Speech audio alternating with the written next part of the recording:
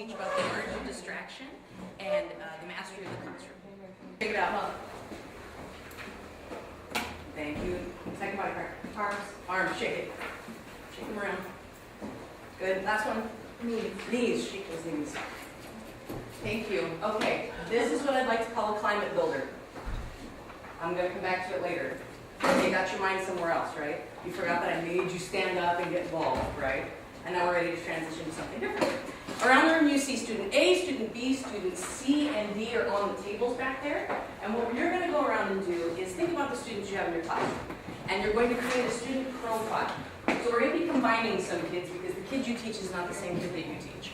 But if you read the facts that I've put on student A, B, C, and D, and they relate to a student you have, put another description, put another describing moment or something that happens in the class with them on a weekly basis, down with a marker on the poster. When they come into my music class, we have a section where they put their backpacks, and they're only allowed to bring their music folder and their violin to their seat. So I think the phone would have to be in the backpack, but I was just curious if someone would But what share. happens when that expectation is violated and they bring their phone in their pocket every time, That's what right? I've never had that happen, so I was like, oh wow, they're already, And I laughed when I read that because it's not necessarily surprising to me, but I've never had to deal with it Okay. inside the classroom So- at the end of the day. Sometimes it's set in advance, like they have their phone before they come to class, they're outside the room, it's time to get in, and they're still busy doing that. And no matter you talk and you yell and you go crazy and you try to push the other kids to get them to take the phone off and all that, it's a struggle. Yeah. Because the problem is it's not just whether they bring the phone or they put it down or not. The problem is that their head in classroom is thinking about, I didn't finish that text. Yeah. I didn't finish All putting of that picture connected on to that little Instagram device or that whatever they're it is. holding, right? I Yep. don't know what I'm supposed to do. There's a band playing around me and I'm supposed to hit drums, but I'm thinking about that text. These are beautiful things that you guys are bringing up, and I'm going to write them down now as you guys take one more walk around and really take in and observe what everyone's written for each of these students. Okay, I could give each of these students a name from my after-school classes. I'm not going to do that because I know that each of you has a name associated with each of these kids, probably, right? 2 of them are my daughters that I wrote down for you. So go around one more time. If you feel like, oh, I just have to add this one thing, do it. Just put whatever you want on the posters. They're going to live here for the rest of the day. And I'm going to go write down the little bits of things that we're going to touch on the end that you've already brought up. Sound good? I'm going to give you 3 minutes. Can somebody tell me what you think a warm-up is? Because it is not this. But can someone define warm-up for me? Sitting around at the beginning of class and just talking about the weekend first. Okay. Get them engaged from the outside. Okay. Leave the phone out, mentally. Okay, cool. So I want to challenge you to think of a warm-up as a very specific exercise you do to get them engaged in whatever skill it is you're having them do. If you're having them do paradiddles at the beginning of drumming, or you're having them do that one acting warm-up where you shake your face and your knees out, right? Those can be warm-ups, right? A climate builder is a little different. I would challenge you that it needs to be at the beginning of whatever it is you're teaching. So if you teach 3 skills in one lesson, which is very hard to do in 45 minutes, I know, you need to have a climate builder at the beginning of each one to get the kids transitioning out of what they were doing, whether it was being distracted or learning something different, and get them engaged in what they're doing with their body and their mind, okay? It needs to build motivation, creative thinking, and knowledge about what they're just about to learn. It's student guided. Most of this that we've done today, I have not really been involved. I gave you the activity to do, however boring you thought it was. You guys were very good students. You went around, you did what I asked you to do, right? And it needs to be exploration that's prepared by the teacher, but is student-led. And is observed by the teacher and stopped before the climate or the activity peaks. So I've got my timer going constantly with you guys because I can keep you on a time schedule, right? And sometimes I've even stopped it before the timer went off because I saw, oh, body language, they're getting bored. Oh, they're going back to their seats. Oh, now they're chatting about something else, transition, right? So I want to give you a challenge for a climate builder. Are you ready, Ori? I know I can pick on Ori. At the beginning of my class, I would walk over and I would hand this to Ori and I would say, Ori, what can you do with that to do with the guitar? Write chords in the shape of them and But write you the don't have a chords. pencil. Don't have a pencil. You don't have a pencil, you just have those. What can you do with those for guitar? Fold them up and use them as a pick or Cool, something. okay, great. And then that would spark an idea in someone else in here, right? What could you do for dance with those stickies that I just handed to you? Leap over them. Leap over them. They're your little spots on the floor where there's hot lava and you have to jump over them. Beautiful. Drum class, what can you do with those? Practice hitting the Yeah, drumsticks on the and mark. aiming on the mark. That's a really Yeah. big mark for you to hit, but that's good, great. Anything else? Is there an instrument that you teach that you've got a thought immediately? What can a kid do with these stickies? Put it in between strings of the guitar and it makes it really.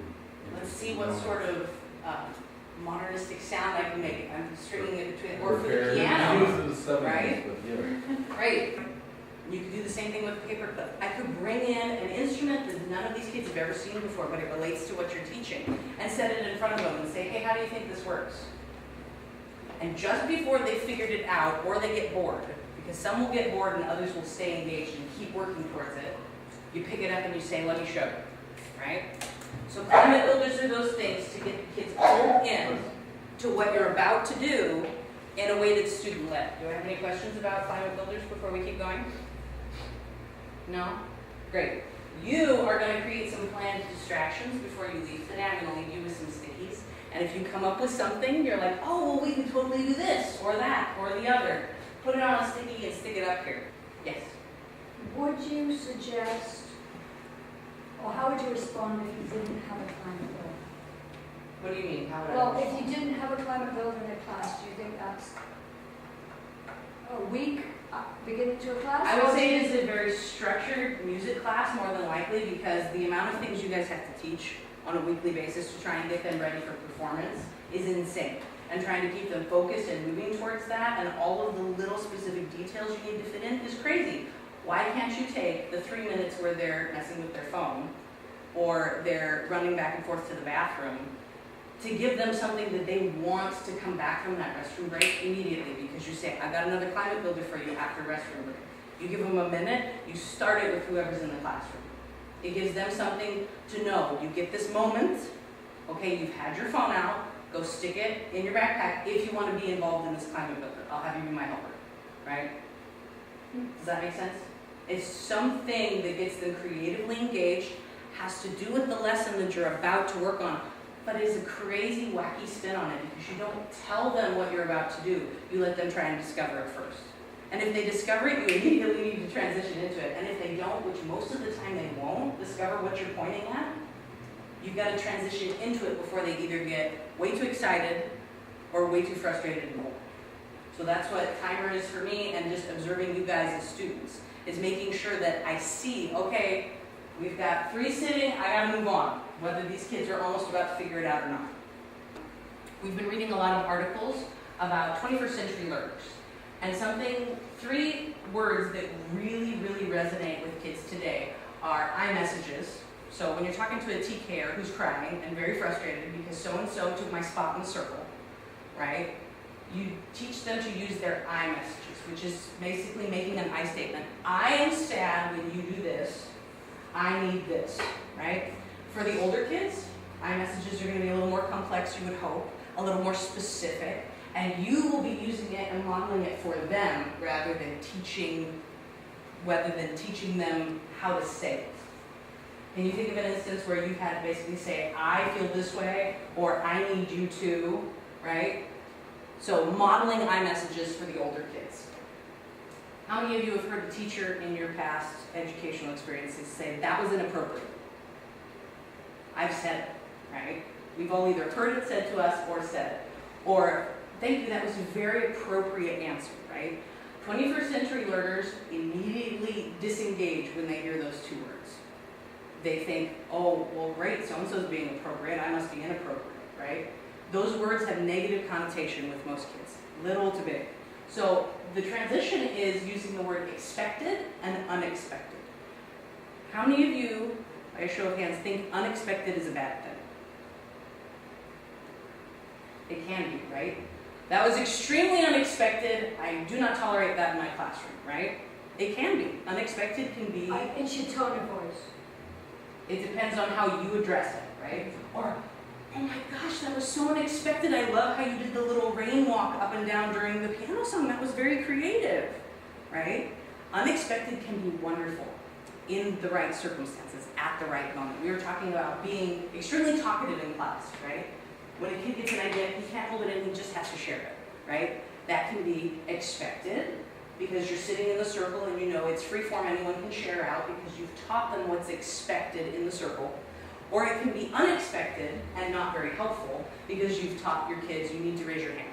That is what I expect, is you raise your hand in order to share out first. So make your expectations clear over and over and over again, using that word of I expect.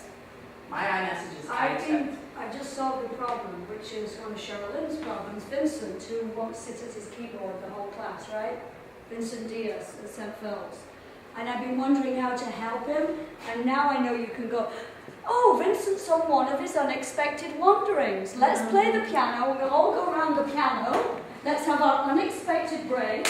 Everybody, you could play, you clap, everybody, and Vincent, now back to your keyboard. Let's get back to our expected seat so that we can all... Would you agree that's the way to deal with him? Because he wanders a lot. A lot. I mean, he has no focus. And that ties into the last point I was going to make, which is always expect the unexpected from your kids. They will do things that aggravate you, that are completely unexpected, that you would feel are not appropriate for the warm-up you're doing, for the piece you're trying to perform, right? Or even in your classroom to have your cell phone out, completely inappropriate, right? It's not expected that they do those things. So if you expect the unexpected, you're able to take it and make it a planned distraction. Because your kids are always going to have distractions in the classroom, right? The kids, I love the open door policy, right? The kids expect to have other students, other teachers popping their heads in, listening, and if they expect that, is it going to be a distraction? They know it's going to happen. It's a planned distraction. A climate builder can be a planned distraction, right? Really all a distraction is reverting your attention to one thing or the other, right? So some examples are, I expect you to sit at your keyboard, Vincent, right? And putting an I message on it makes it that you are holding them accountable as a person, which is a lot stronger than saying it's very inappropriate when you walk around the room, right? It's this big, broad rule that kids go, where did that come from? Who made that rule, right? And then that was unexpected. You should, or you need to, or you could, or you will be, depending on what the situation is and how you want to redirect the student.